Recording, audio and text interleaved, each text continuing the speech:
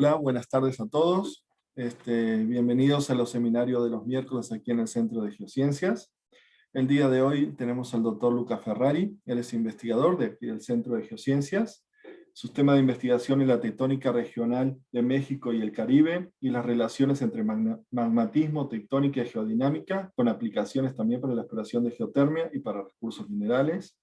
También se ha dedicado al tema de la producción de hidrocarburos y las implicaciones para el futuro de la energía y la economía.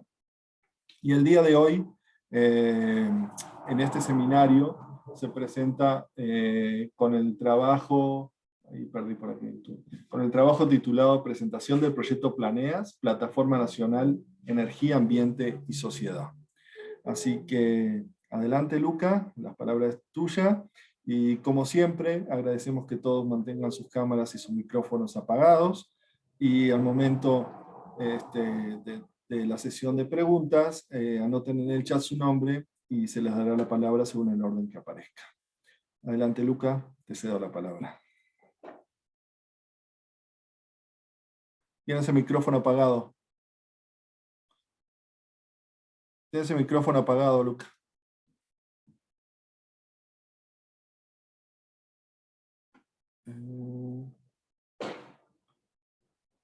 Creo que no.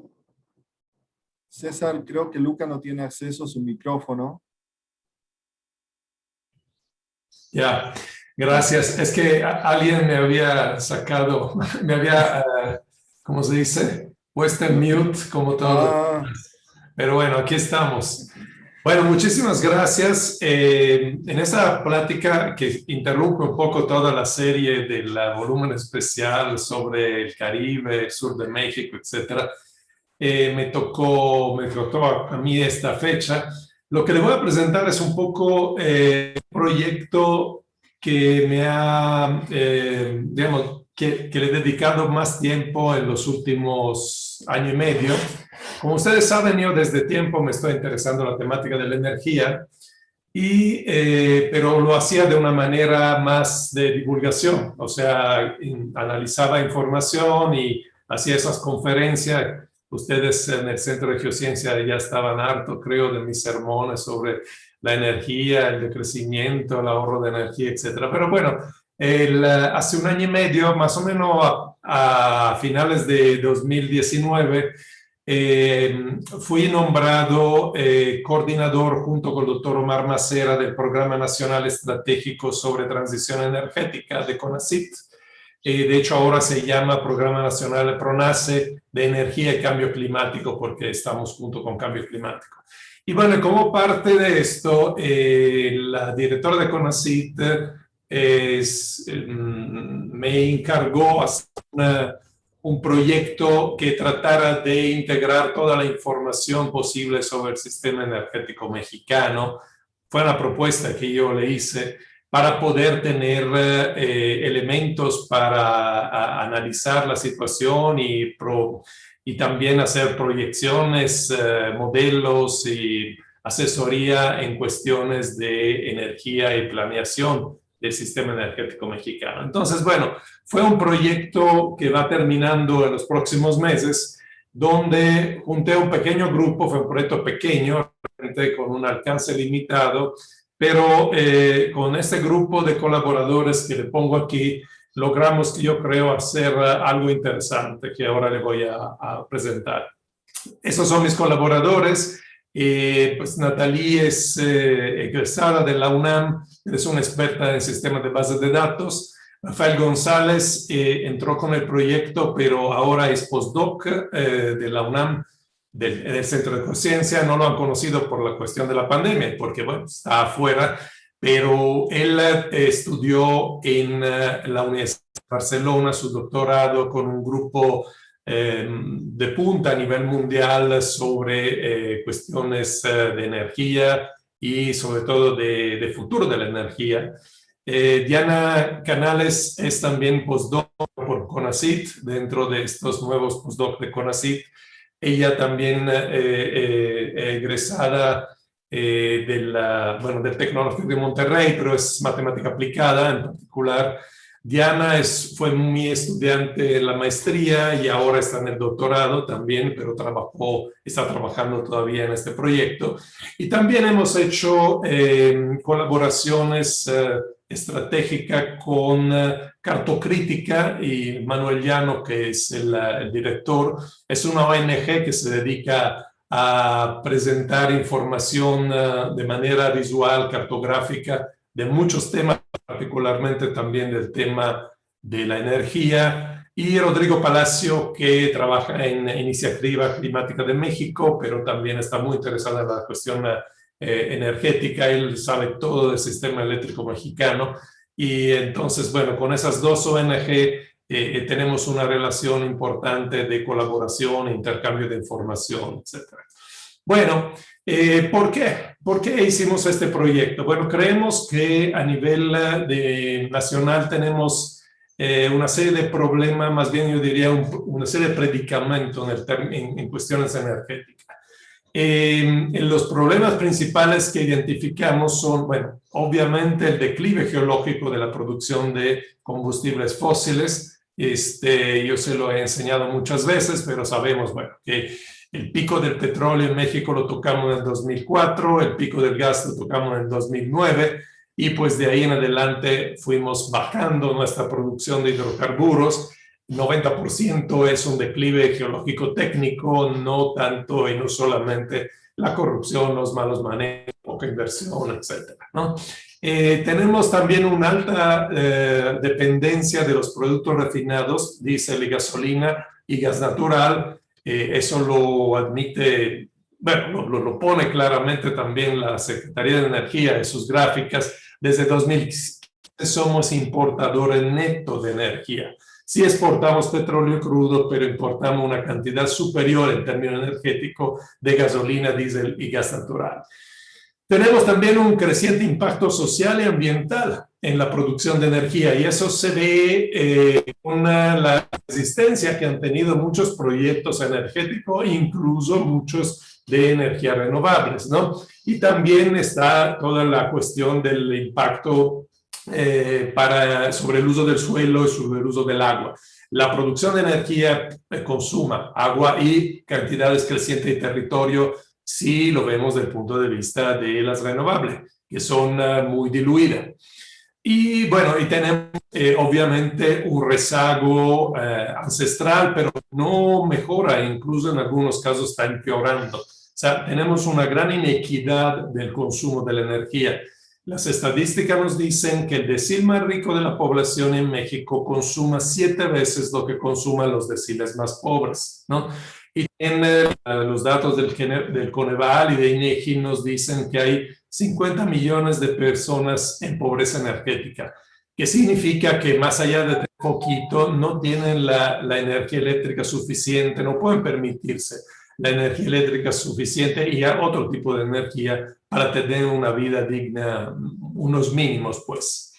Entonces, bueno, esa idea de Planeas es tener una visión integral del problema energético e ir más allá de lo que tradicionalmente se ha hecho de la competencia entre diferentes fuentes, ¿no?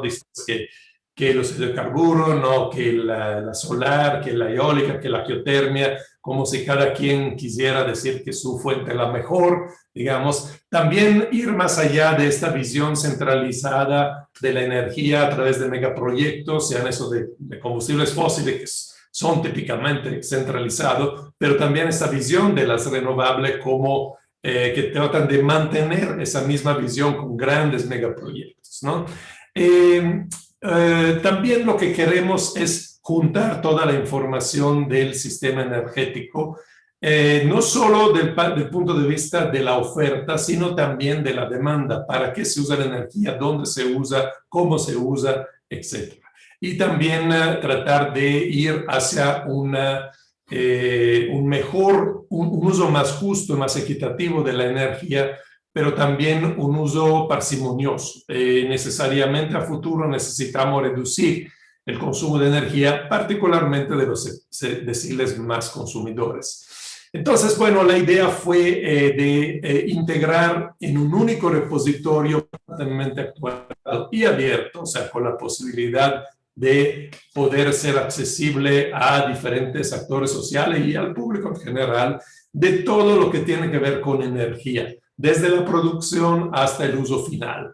Y esto idealmente debería ser para desarrollar e implementar planes a futuro, una planificación del sector energético, tratando de que se integre la visión no solo de los que están, digamos, encargados de esto, que es evidentemente la Secretaría de Energía, etcétera, sino también pueda el sector académico y los actores sociales, las comunidades, etcétera, interesada dentro de estos grandes proyectos de energía. Entonces, bueno, sería básicamente un soporte a todo este proceso de transición energética del cual se habla mucho, pero que se tiende a ver muchas veces solo como un cambio tecnológico, ¿verdad? En ese sentido, por eso se llama energía y sociedad, porque necesitamos englobar también un indicador que tienen que ver con el impacto ambiental y con el impacto social que tiene cualquier proyecto de energía. Bueno, lo primero que hicimos durante ese primer año y medio es la recopilación de la información que, como le veían en la diapositiva número 2, estaba dispersa en muchas diferentes instancias gubernamentales. No existe en la actualidad un único repositorio de toda esa información. Entonces, lo primero que hicimos fue tratar de recopilar la información y aquí nos encontramos con varios problemas. Disponibilidad, obviamente, de algunos datos. Los datos que son públicos son limitados. El nivel de actualización también no es siempre óptimo. Sobre todo con la entrada de la nueva administración ha habido un poco de retraso en la actualización de las bases de datos, etcétera. El nivel de desagregación geográfica, porque eso es muy importante. México es un país muy diverso geográficamente y entonces si queremos hacer una planificación seria necesitamos tomar en cuenta las diferencias que hay entre el sureste, el centro, el noroeste, etcétera, ¿no? Y esta desagregación geográfica no hay para todos los datos. En muchos casos tenemos estadísticas nacionales, si bien nos va estatales, y raramente a nivel de municipio, que es lo que quisiéramos para hacer escenarios más enfocados a las realidades regionales. En ese sentido también a veces no hay datos geoespaciales, hay números pero no están geolocalizados. Hay bases de datos a veces de diferentes instancias que son discrepantes o son incompletas. A la hora de hacer el match uno ve que a uno le sobran algunas cosas, al otro le faltan o ciertos números no coinciden.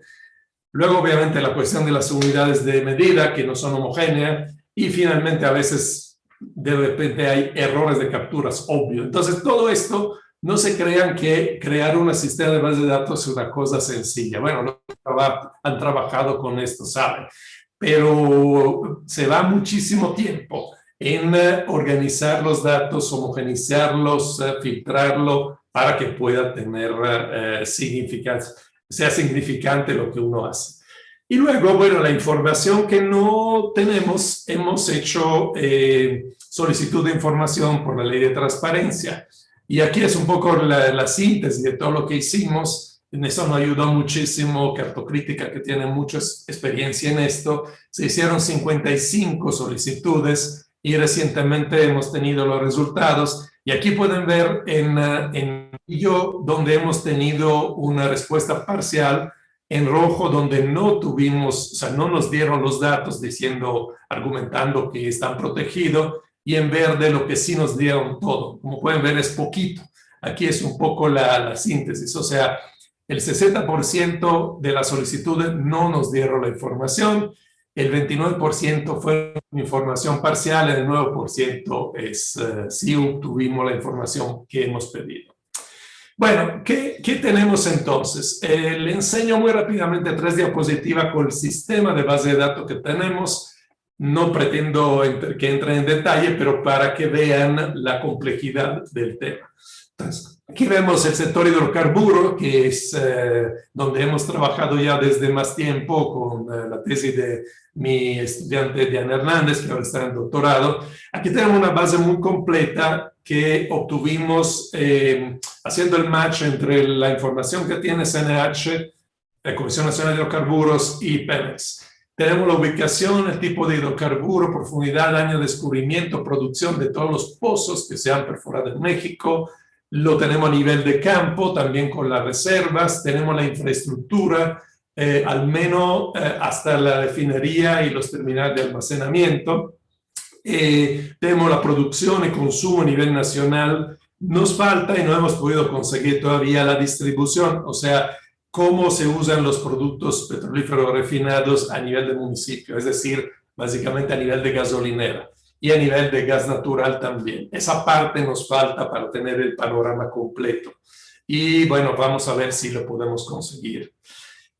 Por cuanto respecta el sector eléctrico, tenemos la generación y la ubicación de todas las centrales y unidades de generación, tipo fuente, propietario, la potencia instalada, la generación, hasta horaria. Esa es una gran ventaja, que una de las pocas buenas cosas de la reforma eléctrica de 2013 es que con el mercado eléctrico mayorista se tuvo que el CENACE, el Centro Nacional de Control de Electricidad, pone a disposición la generación horaria en 2.500 puntos del territorio nacional, son los famosos nodos P. Tenemos también el consumo de electricidad por municipio a través de CFE, pero no está actualizado al último año y medio.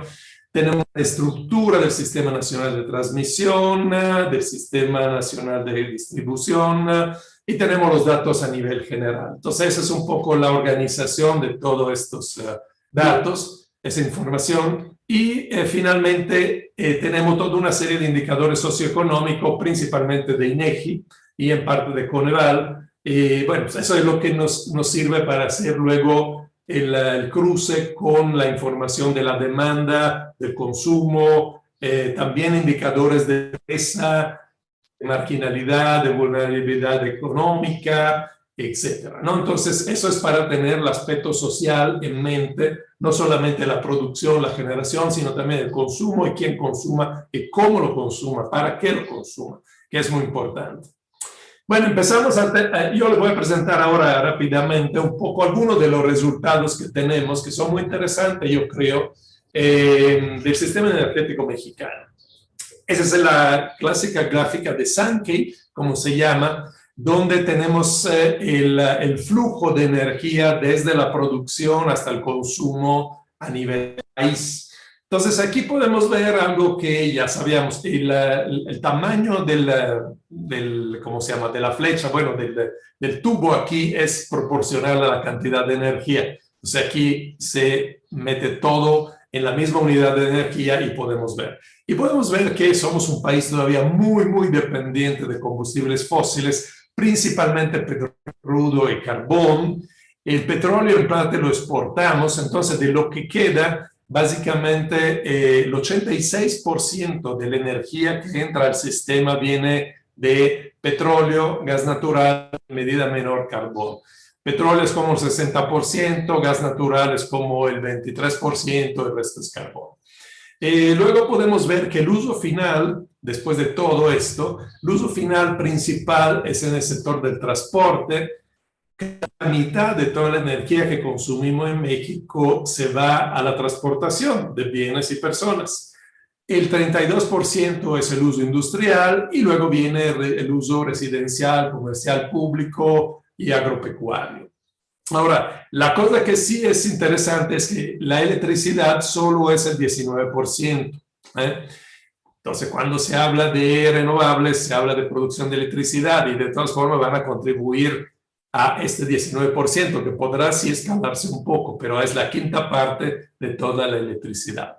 Y la otra cosa que le mencionaba yo al principio es la dependencia energética, o sea, exportamos el 56% del petróleo que producimos todavía, más de la mitad lo exportamos, y importamos el 68% del gas natural que consumimos. Pueden ver aquí, ¿verdad? Que sirve básicamente para hacer electricidad. Y también importamos una gran cantidad de gasolina y diésel. Importamos alrededor del 70%. Si ven aquí la flechota esta con respecto a la que viene de la refinería, pueden ver. O sea, de la gasolina que se consuma, principalmente para el transporte, el 70% viene de la importación de Estados Unidos. Y en el caso del diésel es el 65%, es muy similar. ¿Ok? Entonces, esto es la situación, yo digo, muy precaria que tenemos en México en cuanto a energía. Bueno, sobre el consumo de hidrocarburos, la producción de hidrocarburos ya lo hemos mencionado, pues tocamos nuestro pico del petróleo en el 2004, el pico del gas en el 2009, y de ahí en adelante es la bajada. Conseguimos en esta administración mantener, ya no bajar tanto la producción, pero con un costo muy alto, como vamos después. La información que tenemos entonces es de la producción campo por campo, de hecho pozo por pozo, pero también campo por campo o provincia por provincia. En México el grueso del petróleo viene de las cuencas del sureste, que incluyen tanto la terrestre como de la zona de Campeche. Pueden ver aquí cómo estas representan el grueso de la producción, ¿verdad? E incluso el grueso de la producción viene del petróleo que se extrae en mar, costa afuera. Pues, como pueden ver aquí, a partir de los años 80, el grueso de la producción viene del petróleo que está en mar. En el caso del gas natural también tenemos una buena parte que es gas asociado, es esto de color rojo, asociado al petróleo, que también viene principalmente aquí de la zona de las cuencas del sureste, y el gas no asociado, que es este en amarillo, viene principalmente de los campos de la provincia de Burgos. Ahora, tenemos, por ejemplo, entre otras, yo lo que les estoy enseñando son las cosas que podemos ver en una página web, pero todavía está en prueba, no la hemos liberado todavía. A rato le voy a enseñar también de manera interactiva cómo se puede ver toda esa información, ¿verdad? Entonces tenemos la reserva por año, por provincia, por campo. Todos estos datos, debo decir que los tiene también en una página muy buena la Comisión Nacional de Hidrocarburos. La única diferencia es que tenemos una base de datos un poco más refinada de la que tienen ellos, pero básicamente es la misma información. Aquí pueden ver la reserva de petróleo crudo, como van disminuyendo en el tiempo, y de gas también. En realidad, México ha pasado de ser el país número 7 o 8 como producción de hidrocarburos en los años 90 a ser el país número 30. O sea, incluso como reserva estamos en el lugar número 30 del ranking mundial. O sea, nos queda cada vez menos petróleo y gas. Y bueno, y aquí lo que se puede ver son algunos ejemplos que hicimos de análisis de la base de datos que indican el tratamiento de nuestro petróleo en particular. Esto es de 1900 a 2020, la cantidad de petróleo que se ha descubierto, son los descubrimientos, la línea en negro. Y el histograma en azul son la cantidad de campos. Entonces, el pico de los descubrimientos de petróleo ocurrió, como pueden ver, en la segunda mitad de los años 70, obviamente con el descubrimiento de Cantarell, los campos gigantes de la sonda de Campeche, y posteriormente, aunque se han descubierto muchos campos, son bastante más pequeños. Como pueden ver, la cantidad de petróleo descubierta es poco. Aquí pueden ver el volumen original del petróleo descubierto. Entonces tenemos este pico de los 70 y bueno, también que cada año se descubren campos, sí, pero son cada vez más profundos, lo pueden ver aquí. Ese es el promedio de profundidad de los campos descubiertos en México. Incluso los últimos que se han cacareado mucho en esta administración, como Quesqui, Ixachi, Tzintuna, son campos que están a 6, 7 kilómetros de profundidad, casi 8 kilómetros de profundidad, aunque el terrestre tiene un costo muy alto por la profundidad, por las altas presiones, altas temperaturas.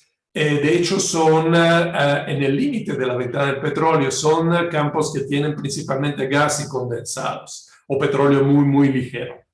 Y bueno, otra cosa que se puede visualizar aquí es la producción acumulada por campo. Entonces, esto que dice acá es Cantarell. Acá es el nombre que le da Pemex al yacimiento que se conoce popularmente como Cantarell. Luego tenemos Cumalop y Sab, que son los tres otros gigantes que tenemos actualmente en producción, pero que ya van de bajada. Abracatún, Samaria, Junco, Chupol, todos estos son campos ya agotados que ya no producen casi nada, y entonces uno puede ir viendo aquí el tamaño del campo en base a la producción, y si quisiéramos ver los nuevos campos descubiertos que están produciendo ahora, tendríamos que ir a uno de estos cuadritos aquí chiquititos. Eso es un poco para decirle como definitivamente hemos pasado el auge petrolero, el petróleo fácil y barato, estamos en la etapa del petróleo difícil, caro, porque tenemos campos pequeños, más difícil de explotar, etc. Bueno, otra información que hemos recopilado con mapas interactivos, aquí lo pueden ver, es la infraestructura de distribución de del petróleo y del gas. Esto es los principales ductos donde se manda el petróleo. Bueno, no el petróleo, más bien los refinados. El petróleo, la refinería y luego los productos refinados. Las refinerías son estas de color rojo, tenemos 6 refinerías en México. Como pueden ver, está sobre todo en la mitad oriental del país, porque aquí es la zona donde se extrae petróleo. La zona noroeste del país está bastante en este sentido. Esos son los gasoductos y los terminales de almacenamiento de gas. Otra vez, como pueden ver, el noroeste está bastante lejos de toda esta producción y tiene problemas a veces serios de abastecimiento, y particularmente, bueno, Baja California, que solo se le puede transportar estos petrolíferos a través de barco, ¿verdad? Otra información que tenemos en este sistema es los bloques, exploración, explotación, que se crearon con la reforma del 2013. Luego, todos esos bloques, en parte algunos han sido dados primero a Pemex con la ronda 0 y luego a Pemex privado con la ronda 1, 2 y 3, etc. Entonces, ese es el estatus administrativo de los bloques de exploración y explotación. Pasamos ahora al sistema eléctrico, que es la parte donde más información hemos recopilado también, porque le decía, lo de la parte del sistema hidrocarburo está bastante bien disponible a través del sitio de la Comisión Nacional de Hidrocarburos. En caso del sistema eléctrico no hay pues prácticamente nada de lo que le estoy enseñando como visualización o como recopilación. Ese es el sistema eléctrico que tenemos. Cada uno de estos simbolitos es una planta o una central de producción de electricidad. Entonces lo tenemos distinguido por el tipo de tecnología o por el tipo de combustible que se utiliza. Aquí pueden ver que el número mayor de plantas que tenemos son con gas natural, que tenemos, como les decía. Luego vienen los derivados del petróleo, las termoeléctricas, vienen las termoeléctricas, luego solar, biomasa, eólico, etc. Eso es simplemente el número de plantas. Pero si vamos a ver la capacidad de cada planta, obviamente la capacidad más alta la tiene la nuclear eléctrica, que solo tenemos una, luego las de carbón, luego la de gas, etcétera, etcétera. Pero eso no es todavía la generación, es solamente la capacidad de cada planta. Y lo que ven aquí en líneas rojas y azules es el Sistema Nacional de Transmisión, o sea, la transmisión de energía a alta tensión.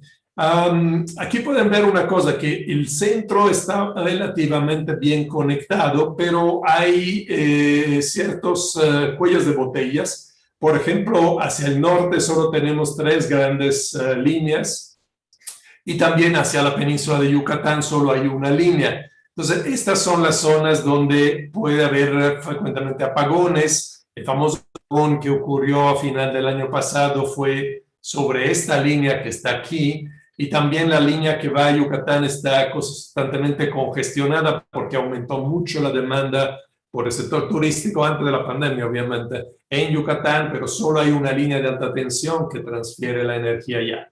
Y la cosa interesante también es que tenemos sistemas aislados. Aquí, perdón, no, la figura no llega hasta arriba, la corté antes, pero tenemos un sistema aislado aquí en la parte norte de Baja California y otro sistema aislado aquí en la parte sur de Baja California, que, como le digo, solo se puede alimentar a través de combustibles fósiles que llegan por barco. Entonces, tenemos un sistema eléctrico relativamente no tan desarrollado, algo frágil. Bueno, esa es otra visualización de los datos donde viene la capacidad y la generación del sistema eléctrico. Entonces, lo tenemos como activo. Si quiere, al rato pasamos a la página web y le enseño, pero esas son todas las centrales que tenemos, dividida por tipo de combustible. Y esa es la capacidad, o sea, la capacidad instalada, y esa es la generación. Y aquí por tecnología y aquí por combustible. Y aquí pueden ver una cosa, si bien las centrales de ciclo combinado, que son las que funcionan con gas, son la mayoría, en realidad con el gas natural producimos el 62% de toda la energía eléctrica. ¿Esto por qué? Porque todo lo demás tiene factores de planta inferior, la hidroeléctrica y no se diga la renovable, tienen mucho menos factor de planta, que significa el porcentaje de tiempo que la central puede funcionar a su capacidad nominal. La hidroeléctrica funciona solo en ciertas horas del día, se usa más para los picos, solar y eólico, obviamente, cuando hay sol y cuando hay viento. Y bueno, las demás se utilizan un poco para, ¿cómo se dice?, satisfacer la demanda, porque recuerden que la demanda eléctrica varía en el tiempo, o sea, siempre es baja en la noche, sube incluso más hacia la noche, el inicio de la noche.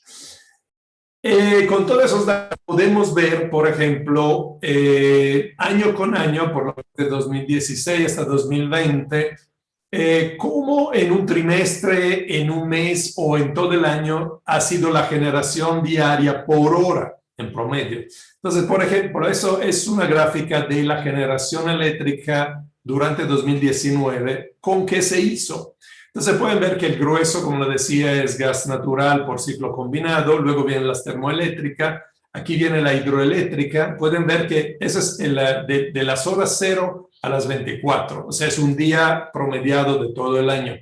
Entonces pueden ver que siempre las dos más altas son, bueno, en 2019 eran gas con ciclo combinado y termoeléctrica, y luego, bueno, pues entra, por ejemplo, el carbón, la energía solar, aquí pueden ver durante las horas centrales del día, ese es el turbogás, que son otro tipo de central de gas, la eólica, como es muy variable, la hidroeléctrica, que se usa principalmente en el momento de mayor demanda, porque es la tecnología que nos permite de generar electricidad de manera más inmediata que con el gas. Ahora, es interesante ver en el 2020, con la pandemia, que ha cambiado un poquito la situación. Aquí podemos ver que el solar se ha vuelto muy importante en la parte central del día, desplazando un poco la termoeléctrica. Aquí vemos la hidroeléctrica. Y bueno, las líneas abajo que ven aquí, la roja es la nuclear, esa se mantiene siempre. Y la geotermia también, que también es, pero la geotermia es poquito, son 2.6, menos del 3%, es alrededor del 2.3% de toda la generación. O sea, ya solar y eólico son mucho más que la geotermia, e incluso que el nuclear, pero cuando hay, evidentemente, sol y viento, etc., ¿no? Esto lo podemos ver también por tipo de tecnología. O sea, esta es, por ejemplo, de la generación horaria de un día típico, en este caso fue 2020, del fotovoltaico. Es por hora. Entonces pueden ver lo que le estaba diciendo, ¿no? Cuando produce el fotovoltaico, cuando produce la hidroeléctrica. La hidroeléctrica es despachable, digamos, lo podemos controlar. Y entonces se usa principalmente, le digo, en la parte finales del día, cuando sube mucho la demanda y baja, por ejemplo, la generación fotovoltaica. La nuclearética obviamente se mantiene estable porque la central nuclear no la prendemos, obviamente, si no pasa como Chernobyl, igual que la geotérmica. Entonces aquí podemos ver ya las diferentes peculiaridades de cada fuente. y principalmente el gran problema de la energía intermitente, que es la fotovoltaica y también eólica. Aquí promediada, la eólica se ve como más constante, pero en realidad es muy, muy variable durante el día. Ok. Bueno, lo que sigue, eso es muy interesante. Esas son las pérdidas. Y CFE, bueno, el CENACE más bien, que es el Centro Nacional de Control de Energía Eléctrica, la divide en pérdida técnica y pérdida no técnica. ¿Qué significa? Es que se produce cierta cantidad de energía eléctrica, pero se pierde en el camino. La pérdida técnica es la pérdida por transmisión, es algo físico. Obviamente se pierde una cierta cantidad de energía eléctrica, a pesar que sea alta tensión, que pierde menos, pero se pierde por la distancia. La pérdida no técnica es todo lo que no tiene que ver con esto. Pues es robo, básicamente, es huachicoleo eléctrico, diablitos o gente que no paga, porque no te crean que es solamente el diablito. Hay también, es algo complicado de saber, pero hay cuentos, digamos, que no son públicos, que dicen que hay varias empresas mediana o no tan mediana que por alguna razón no pagan. Y eso se está tratando también de abordar el tema. Pero bueno, en cuanto a las pérdidas técnicas, aquí pueden ver cada punto son esos famosos nodoperos, los 2.500 puntos donde el SENACE tiene control de la energía que pasa y cuánto cuesta. Entonces pueden ver que hay, digamos, focos rojos en varias regiones, principalmente aquí en el noreste, otras partes del centro y también aquí hacia Yucatán. Y aquí es un poco una visión simplificada que viene del PRODECEN, el Programa Nacional de Desarrollo del Sector Eléctrico, que publica justamente CENER, donde las flechas indican los corredores congestionados, es decir, cuando hay mucha demanda de un lado o mucha generación del otro y no hay el tubo, en realidad el cable, no es suficiente como para que pase suficiente energía. Entonces se habla de congestión, digamos. Y la congestión, esto no es, como ven, en la parte norte del país y también hacia la península de Yucatán. Bueno, ese es un esquema para 2018, pero tenemos la información de los últimos 4 años de lo que pasa en la energía eléctrica dentro del sistema eléctrico mexicano. Y aquí es algo interesante porque pueden ver aquí, son millones de megawatt hora. Entonces, lo que entró, por ejemplo, en 2018 a la Red Nacional de Transmisión son 314 millones de megawatt hora durante todo el año, por eso hora. Hay una primera pérdida, que son principalmente pérdidas técnicas de la Red Nacional de Transmisión de 9 millones. Luego hay retiro directo en alta tensión a las grandes empresas. Hay empresas que retiran energía directamente en alta tensión porque tienen sus propias subestaciones, son 40 millones. Se mete a la Red Nacional de Distribución, ya en tensión mediana o baja. Y aquí hay otras pérdidas que me decía, de 15 millones de pérdidas técnicas, 16 millones de pérdidas no técnicas, y finalmente, bueno, está la mediana, pequeña empresa que a veces retira en tensión media, y finalmente los usuarios común y corriente como nosotros, ¿verdad? Entonces, aquí es interesante, podemos ver año con año cuánto se produce y cómo se va transmitiendo y dónde se va utilizando. Y lo interesante es, bueno, eso es un comparativo de los últimos 4 años. Pueden ver cómo la producción la generación de energía ha ido creciendo hasta 2019 y luego ha bajado durante la pandemia. Pueden ver aquí que de 320 terawatt hora de 2019 bajamos a 313. Pero la otra cosa es las pérdidas. O sea, si uno suma todas las pérdidas, se pierde entre el 12 y el 13% de toda la energía eléctrica que producimos. No es poco. Ahora, si vamos a ver en el tiempo, es una gráfica que no hicimos nosotros, lo hizo el Grupo Geocomunes, que es un colectivo de análisis del sistema energético y de otras cosas, con el cual ahora estamos haciendo una alianza también para trabajar conjuntamente. Eso es muy interesante. Aquí pueden ver desde 1960 a 2020, 2018 cómo ha cambiado la generación eléctrica en términos de fuente. Esto es el combustóleo. Entonces, hasta 2000 teníamos una gran producción de energía eléctrica a través de termoeléctrica con combustóleo. En la actualidad, el combustóleo ha bajado bastante. El último dato que tenemos de 2020 es que el combustóleo representa 1% de toda la generación, pero lo que sí ha subido muchísimo desde el sexenio de Fox y ha continuado en el sexenio anterior es la generación con gas, que obviamente es más eficiente y más limpio, pero sigue siendo un combustible fósil y además lo importamos. Y eso nos pone en una situación muy delicada en cuanto a soberanía energética, ¿verdad? Bueno, también la otra cosa que se puede ver es el uso final.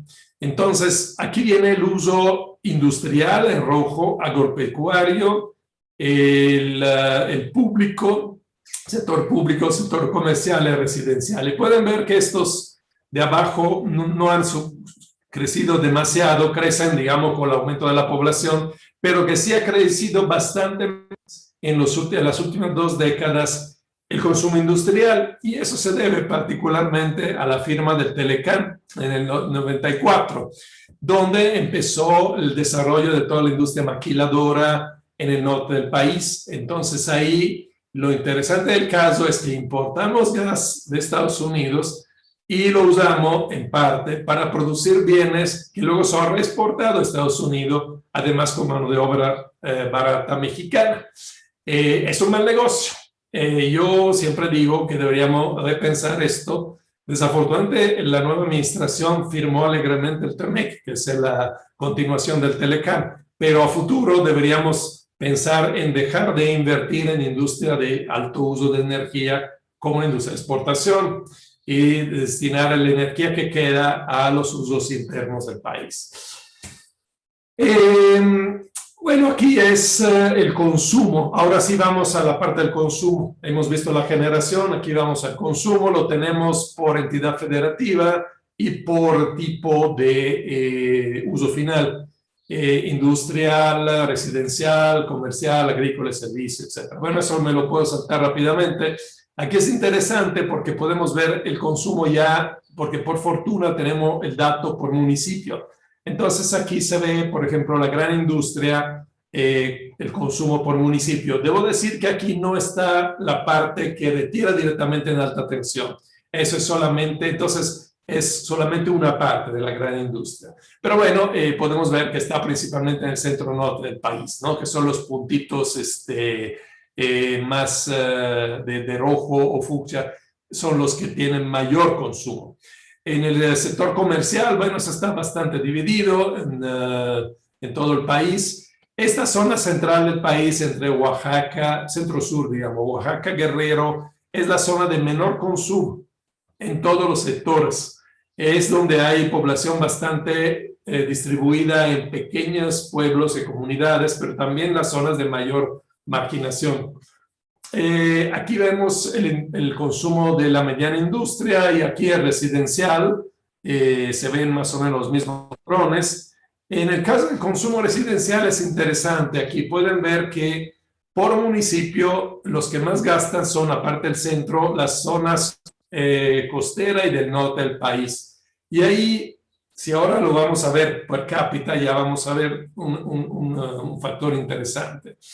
Bueno, ese es el consumo agrícola y el consumo de servicios. Estamos hablando siempre solamente de electricidad, solamente de este 19% de toda la energía que es el sector eléctrico, ¿ok?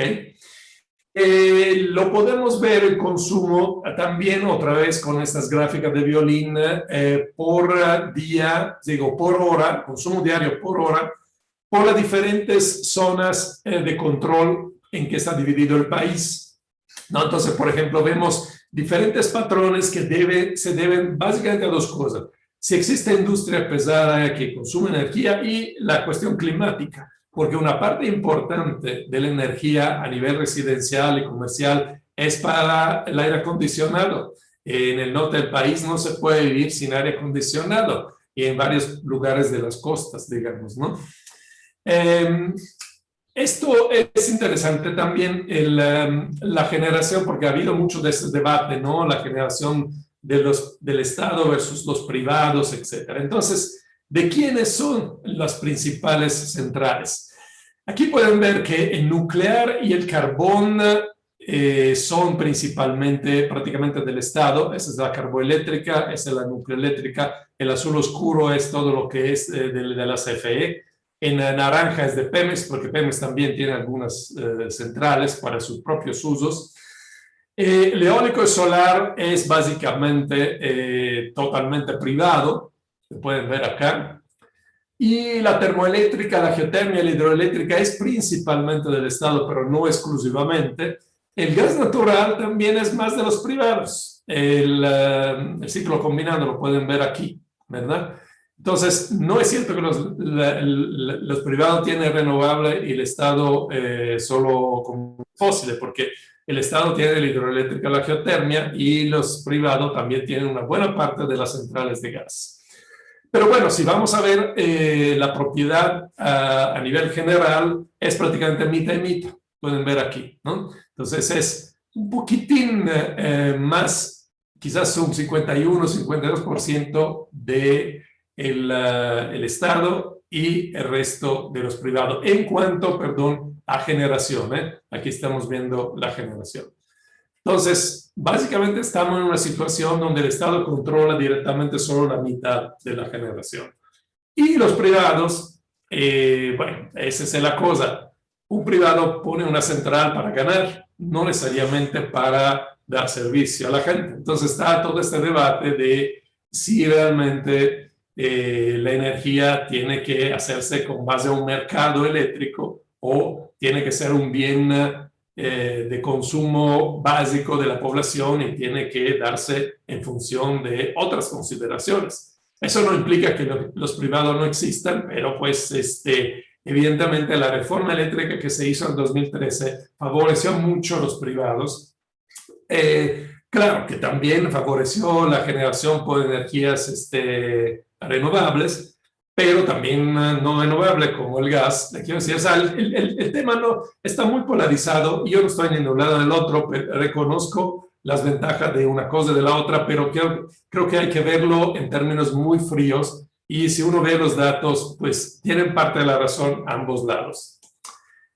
El otro problema, porque ha habido todo este debate, ¿no? Con los acuerdos del SENACE y luego con la reforma eléctrica, contra la reforma eléctrica, como dicen, que mandó el presidente, etcétera. Dice, pero ¿por qué no podemos ser como en California, como en Europa, que hay mucho más penetración de renovable en México? Bueno, es un problema también de sistema de transmisión. Como le decía antes, hay esta congestión, hay pocas líneas de alta tensión.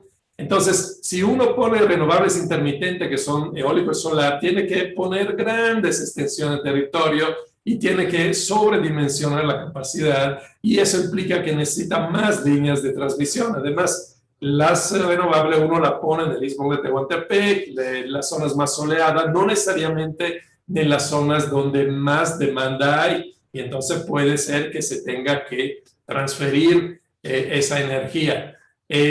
Claro, el combustible es más barato, es gratis, el viento, el sol, nadie los cobra, pero toda la infraestructura sí, y sobre todo lo que no paga un privado que pone una central es la interconexión y no paga la compensación de la intermitencia que se tiene que hacer con combustibles fósiles y lo hace CFE. Entonces, por eso que le digo que, bueno, no es así tan sencillo el debate. Aquí abajo pueden ver un ejemplo de la generación solar en un día muy, digamos, de mayo, entonces soleado, sin tantas nubes. Pueden ver cómo va del máximo a cero la solar y cómo es muy variable la eólica, pueden ver aquí. Y esto pues es la geotermia, que en cambio es constante, pero pues, la geotermia es poca. Bueno, voy terminando, me faltan pocas diapositivas. Aquí empezamos ya a ver el consumo a nivel ya más social, es decir, el consumo per cápita. O sea, es por municipio, pero por per cápita, dividido por el número de personas que viven ahí. Entonces se ve ese patrón interesante, que el consumo per cápita es más alto. ¿Dónde están? En toda la zona norte y en las costas principalmente. Entonces aquí hay dos cosas que entran. Uno es el clima, yo creo que es el factor dominante, porque, como le digo, o sea, la gente que vive en el norte o en zonas de la costa que hace mucho calor, usa mucho aire acondicionado. En México es al opuesto que en Europa. En Europa el gasto mayor es para la calefacción, o en Canadá o en norte de Estados Unidos. En México es para la refrigeración. En poquísimos casos se usa la electricidad para calentar. Y lo otro, bueno, pues obviamente también es la marginación o la pobreza. Pues hay gente que aunque tenga mucho calor no se puede permitir gastarse miles de pesos en la refrigeración a través de aire acondicionado. Y bueno, y también está la parte industrial, obviamente, la industria que gasta mucha energía y como le decía, mucha parte de la maquiladora está en esta zona del norte del país. Pueden ver aquí incluso, por ejemplo, Tijuana, que son uno de los picos, ¿no? O el noreste, que es muy industrializado, como Nuevo León, etc. Y luego, bueno, aquí empezamos a usar los indicadores socioeconómicos. Este es el índice de desarrollo humano, que es un indicador de la pobreza o del bienestar, digamos, de la gente. Entonces, el amarillo y el amarillo café son los municipios con más alto sí, desarrollo humano, o sea, digamos que tienen mejores condiciones. Y podemos ver otra vez, le decía yo, la zona de mayor pobreza está básicamente concentrada en el sur-sureste, digamos, entre parte de Guerrero, Oaxaca, algo de Veracruz, Chiapas, los altos de Chiapas, etc. ¿Ok? Ahora, si cruzamos esto con el consumo de electricidad, vemos algo lógico. Al aumentar el consumo de electricidad, aumenta también el índice de desarrollo humano. O sea, aunque hay muchos outliers aquí, pero hay una tendencia obvia a que si consumamos más electricidad, tenemos mejores condiciones medidas por ese indicador del índice de desarrollo humano. Ese es un tipo de análisis que estamos empezando a hacer, pero bueno, falta todavía mucho en ese sentido, un poco para ver cómo mejorar también las condiciones de vida de estos 50 millones de personas que tienen pobreza energética. Y ahí es donde creemos que también el proyecto renovables híbridos, o sea, de diferentes fuentes, a nivel pequeño, a nivel rural, puede hacer la diferencia, más allá de los grandes parques que tenemos que no sirven normalmente para las comunidades. De hecho, una última cosa que hemos recopilado es justamente esto de los conflictos socioambientales por generación de electricidad. Hay dos observatorios que están monitoreando todos los conflictos sociales de gente que no quiere estos megaparques solares y eólicos porque no benefician, o sea, expropian tierras o dificultan otro tipo de actividades tradicionales que tienen, pero son megaparques que sirven a las industrias nacionales, transnacionales, a veces como Iberdrola, que tiene muchos, y producen energía básicamente para las ciudades, para los que vivimos en las ciudades, pero la gente que vive ahí no tiene ningún beneficio. Entonces hay crecientemente esos tipos de conflictos, también porque la energía solar eólica, al ser muy diluida, necesitan de 50 a 70 veces más espacio que una central basada en combustibles fósiles para producir la misma energía. Y entonces, pues obviamente eso tiene un impacto sobre el territorio. Bueno, para concluir, le comento que todo esto que es un primer avance, se lo hemos enseñado recientemente a la directora general de CONACYT y le gustó mucho y decidió financiarlo a través de un nuevo proyecto hasta finales del sexenio, básicamente. Y entonces, bueno, estamos ahora en la etapa de preparar la nueva propuesta. Hay muchas cosas que faltan, actualización de datos, integrar energéticos que no son representados. Por ejemplo, la biomasa, si no es para uso eléctrico, no se considera, pero hay un trabajo muy importante que ha hecho el clúster de biocombustibles el CMIE Bio, como se llama, ya tienen todo mapeado, etcétera. Entonces vamos a incorporar toda esa información a la base al sistema de bases de datos. Está la cuestión del calor geotérmico, o sea, el uso directo del calor geotérmico, que no es para producción de electricidad, que también es algo importante. Necesitamos completar la evaluación del potencial de fuentes renovables, porque se hizo un intento en el sexenio pasado, el famoso ACEL, Atlas de Zonas de Alto Potencial de Energía Limpia. Lo estamos revisando porque era muy burdo lo que hicieron, y sobre todo se necesita meterle muchos filtros, porque una cosa es el sol que cae, bueno, eso es el max. Luego uno empieza a ver todas las restricciones, porque hay otro uso del suelo, porque por condiciones topográficas, porque están, le digo, otro uso que puede ser ciudades, zonas agrícolas, zonas mineras, zonas de reservas biológicas, etcétera, etcétera. Entonces, o incluso cuestiones de biodiversidad. Una vez que uno reduce, le pone todos esos filtros, la zona donde realmente puede haber estos grandes parques solares y eólicos se reduce grandemente, y además está la cuestión económica, donde realmente es económico. Entonces hay que ponerle todo ese tipo de restricciones, ¿no? Y luego lo que queremos es empezar ya a hacer caracterizaciones regionales, precisamente porque le decía que México es muy distinto, ¿no? No podemos solucionar, los problemas son muy distintos en el sureste, en el centro, en el noroeste o en el noreste, por el tipo de clima, por el tipo de energías que se puede producir localmente, por el tipo de situación socioeconómica e incluso hasta cultural, ¿verdad? Entonces se necesita hacer escenario muy específico por cada región. Y en ese sentido, bueno, aquí es como vamos a mejorar todo el sistema del modelo energético, del sistema energético, considerando más cosas.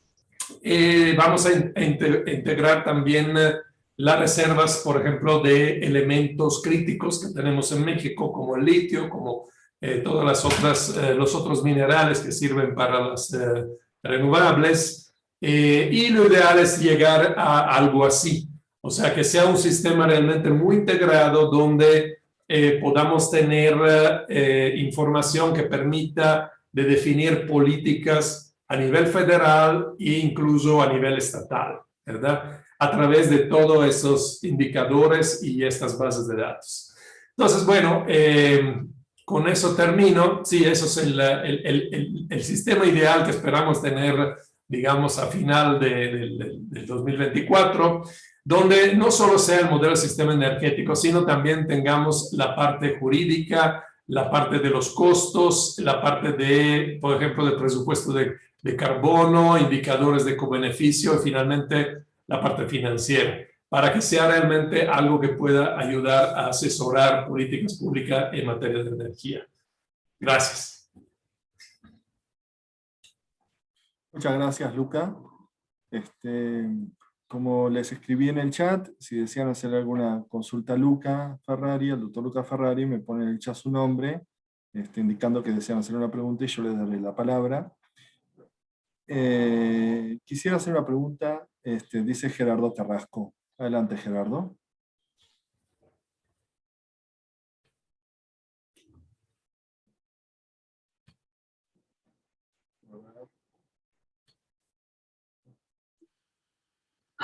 Ok, ¿ya me escuchan? Sí, sí, escuchamos. Sí. Ok, bueno, bueno, yo quiero felicitar a Luca porque realmente me sorprendió mucho toda la cantidad de datos. Yo había oído de la plataforma, pero no me había dado cuenta del acceso que han tenido a toda esa información, y realmente es impresionante. Lo único que yo quisiera saber es qué tanto se han acercado, o CONACYT, que muestra interés, obviamente, pero se han acercado con el gobierno. O sea, me da la impresión que, por lo que dice el presidente y las barbaridades que luego anuncia, que él no tiene mucho interés en las renovables. O sea, aquí me parece que a veces se confunde que que buena parte de las renovables están siendo privatizadas o que tienen toda esta problemática de los contratos y que pues ahorita está todo eso castigado y congelado y en problemas legales y todo eso, ¿no? Pero más allá de eso parece que no hay gran interés por esto, ¿no? Entonces a mí me queda la duda si todo este gran esfuerzo que se está haciendo vaya a ser escuchado, como es lo importante de que haya realmente un interés y haya políticas de gobierno dirigidas a una estrategia basadas en esta plataforma, ¿no? Que yo la veo muy interesante y que la deberían ver igualmente ellos, pero tengo esa duda, ¿qué tanto, cuáles son los vínculos o qué se ha hecho? Digamos, no se va a garantizar que esto lo vean, pero algo que sea, digamos, un poco más optimista para el panorama de la plataforma. ¿Cómo lo ves, Luca? Pues sí, mira, precisamente eso fue mi intención, porque yo al principio le decía a Elena, a la directora del CONACYT, oye, la política que tiene CNR es una política realmente que no tiene mucho futuro, o sea, le estamos apostando a los hidrocarburos pensando que se puede subir la producción, cosa que es imposible, cosa que ya ha reconocido el presidente, ahora ya se dio cuenta.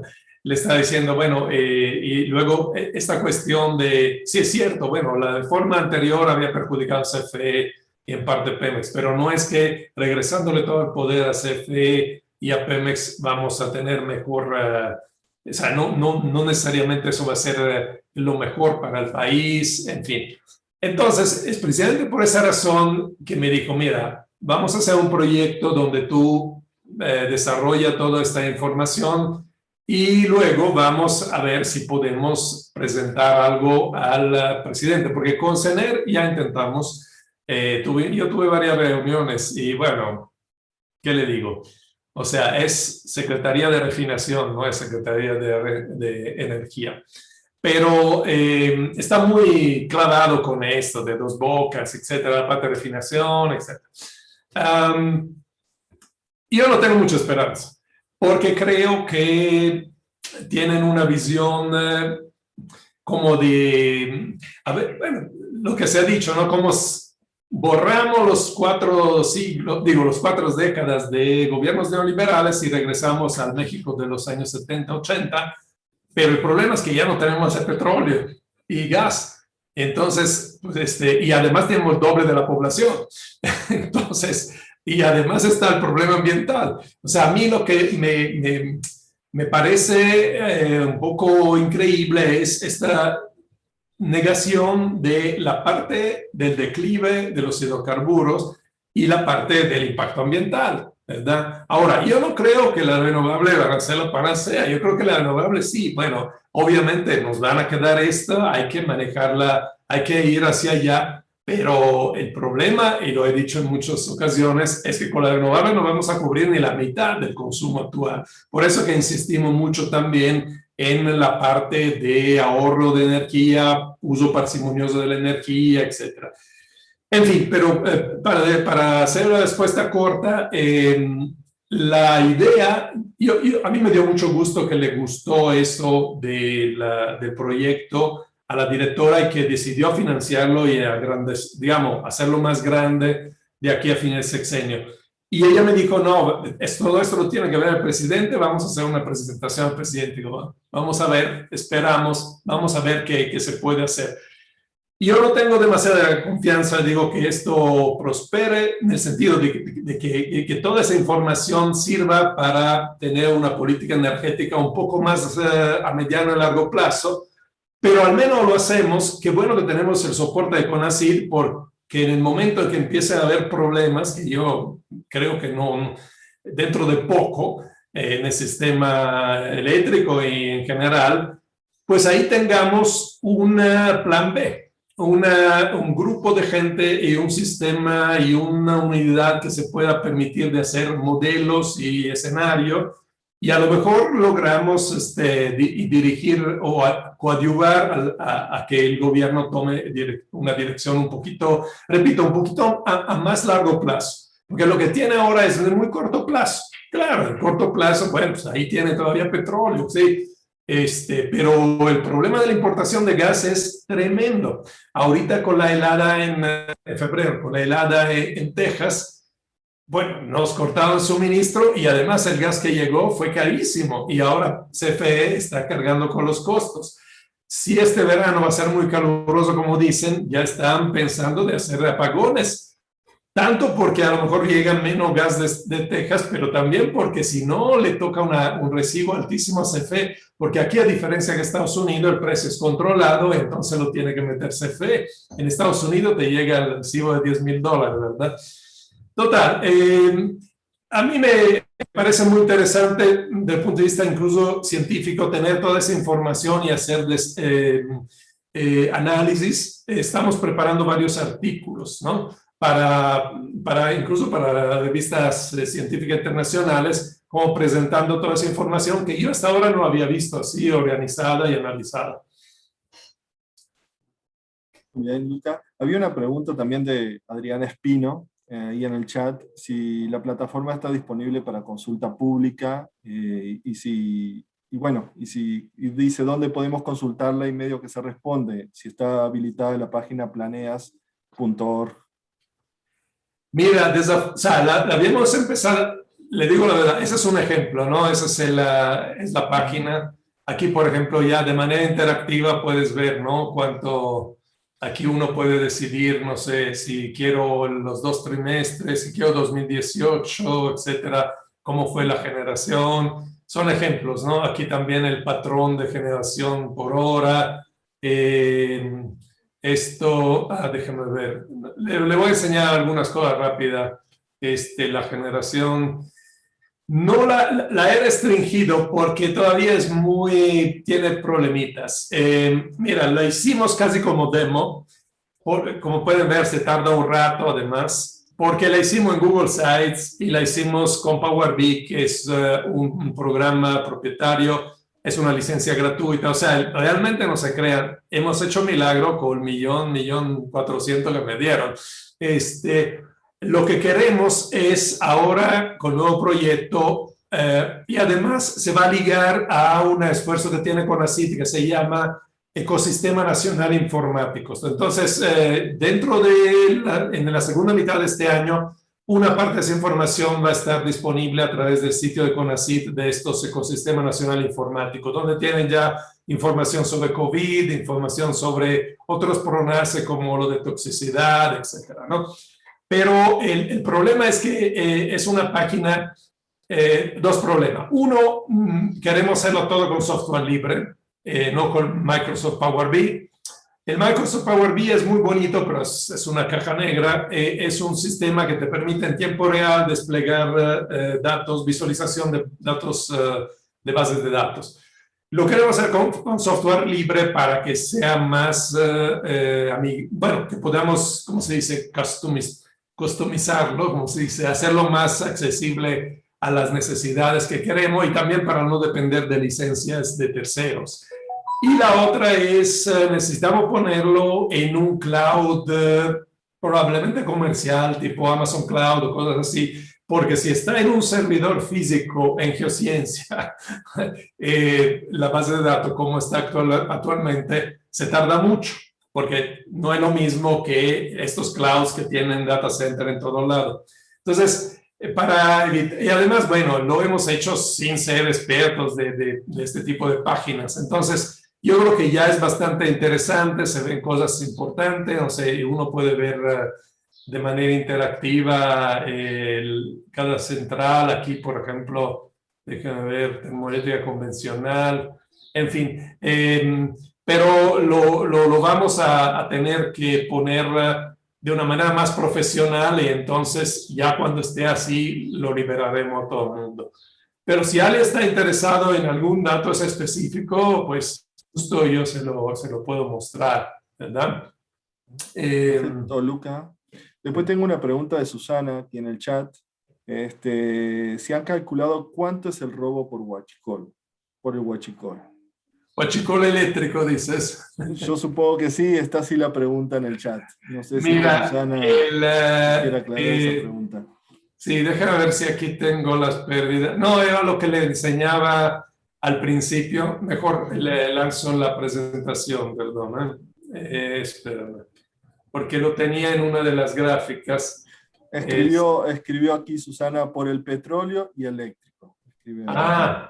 No, lo del petróleo. Bueno, mira, espera, ahorita yo te comparto lo que es las pérdidas de eléctrica.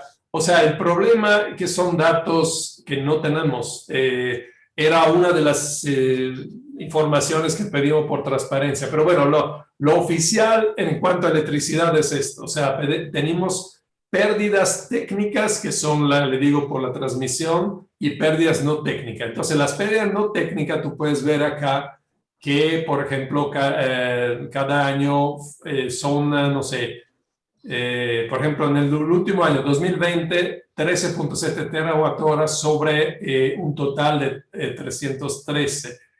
Pues es un 4-5%, algo así, no sé, es algo así. Esas pérdidas no técnicas solo pueden ser robo. Robo que no, le repetía, no es solamente los diablitos, es a veces usuarios grandes que por alguna razón logran no pagar. Entonces, eso es en el caso eléctrico. En el caso del huachicoleo, propiamente dicho, del petróleo, es una información básicamente secreta, pero el presidente, bueno, Pemex en varias ocasiones, le voy a enseñar ahorita lo que dice Pemex, porque me estoy chutando, yo ya casi no hago geología, me estoy chutando toda la información de todas las conferencias, webinarios de energía. Y entonces Pemex, por ejemplo, en la última, ¿dónde está? Pemex presenta los resultados de cada trimestre, ¿no? Y ahorita le voy a presentar lo que dijo hace un par de semanas.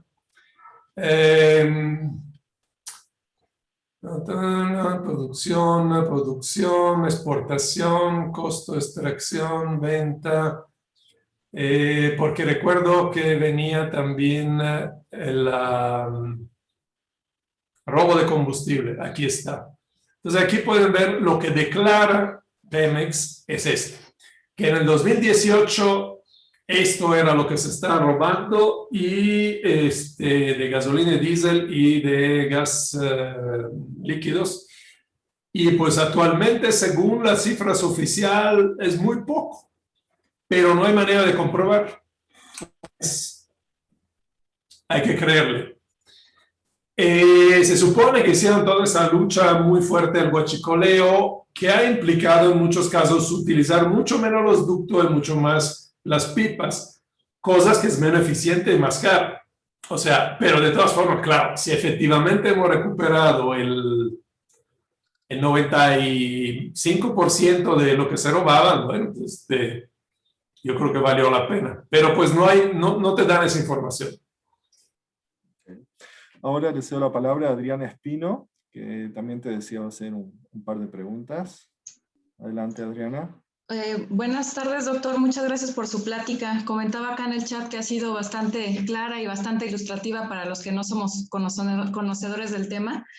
Me sentí bastante, bueno, reconozco el esfuerzo que han hecho usted y su equipo de trabajo, porque en algún momento me tocó hacer una plataforma similar para determinar calidades de agua en el país y es hacerlo interactivo y hacer los dashboards tan elaborados. Reconozco la cantidad de información y de procesamiento que han hecho.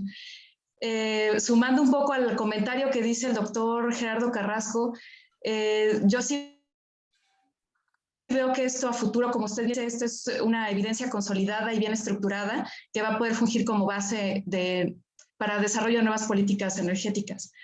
Quiero nada más, tengo varias preguntas, de hecho son como 4. Mencionaba primero que dentro de sus primeras diapositivas que tiene información, una cantidad de información muy grande que no se pudo conseguir vía transparencia. Esta información no se les entregó porque es realmente confidencial, o qué tipo de, digamos, de justificación se les dio para no hacerles llegar esta información, porque a veces las solicitudes de la información son mañosas, entonces a veces se puede conseguir, o sea, todo tiene que ver con cómo fue solicitada la información. Hay manera de conseguirla dependiendo de cómo fue solicitada, quién fue solicitada, a menos de que explícitamente se les haya dicho que es realmente confidencial. Esa sería la primera. No sé si quieren que les vaya aventando las si demás. quiero una a la vez, porque Perfecto.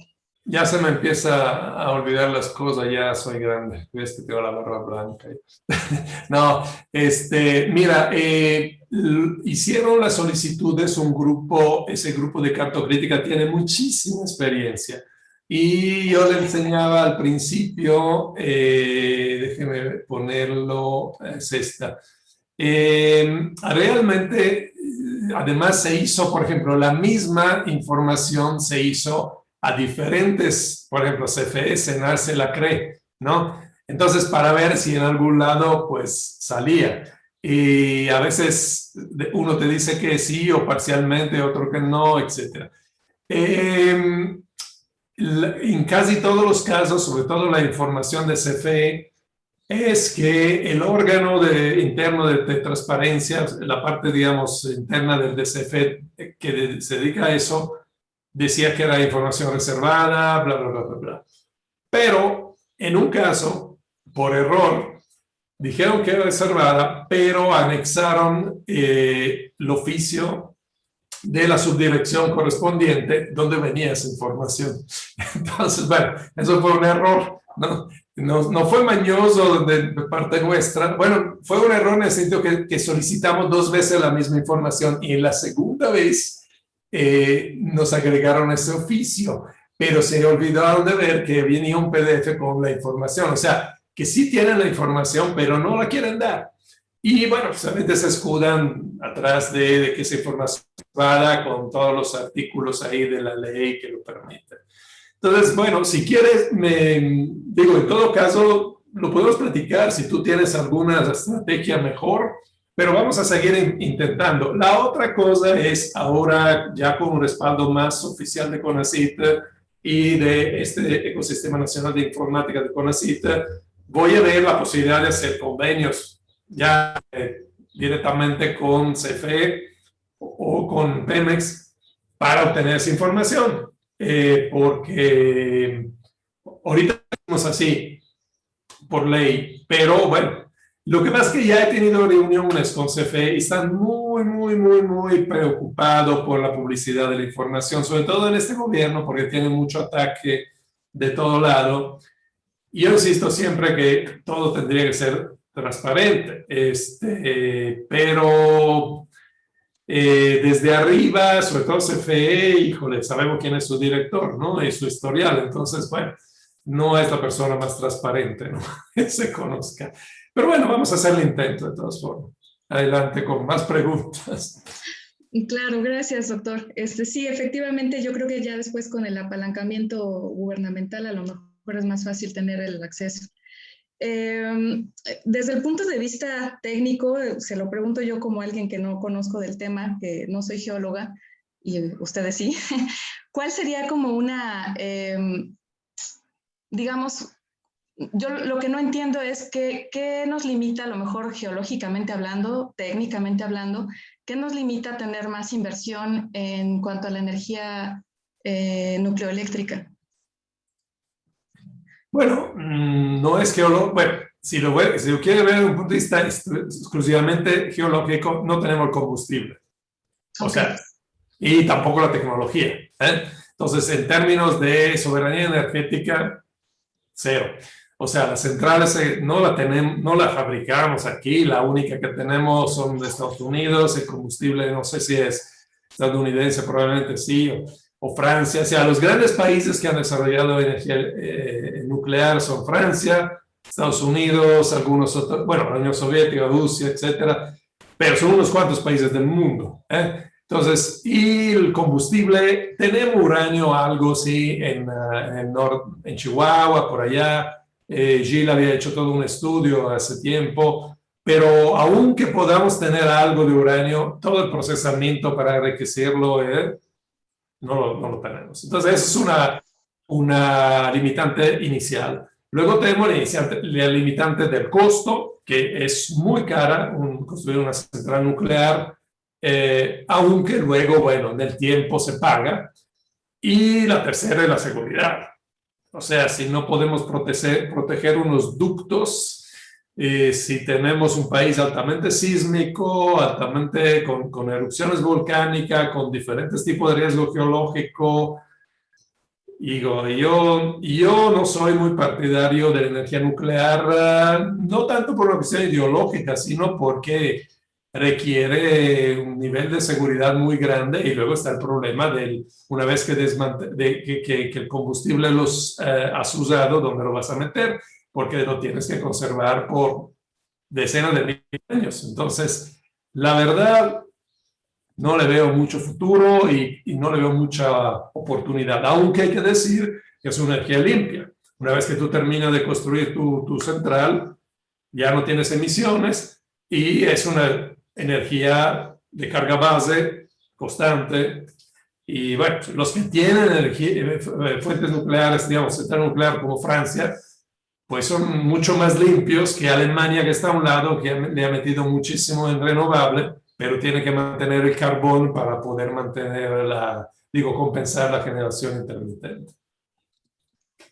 Muchas gracias, doctor. Y la última, ¿los usuarios de esta plataforma que están construyendo serán solamente los tomadores de decisiones o también podremos tener acceso al público en general?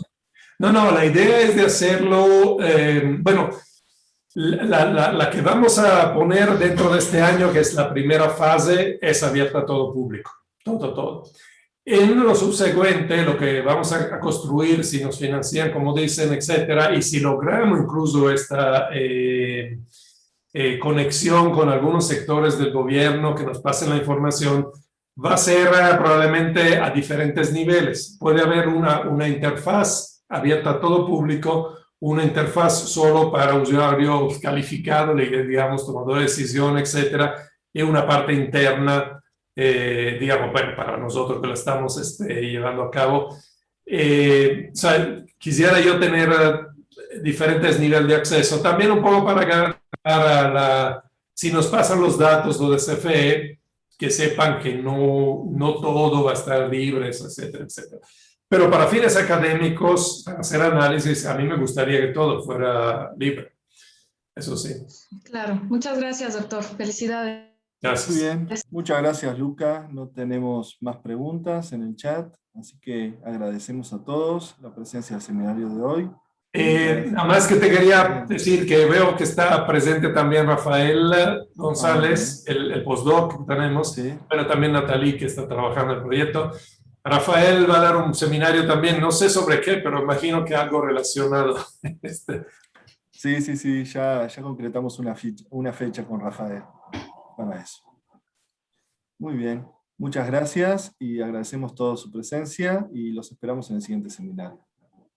Gracias. Gracias. Hasta luego. Hasta luego, Luca. Gracias, Gerardo. Gracias a todos. Adiós. Adiós, Luca.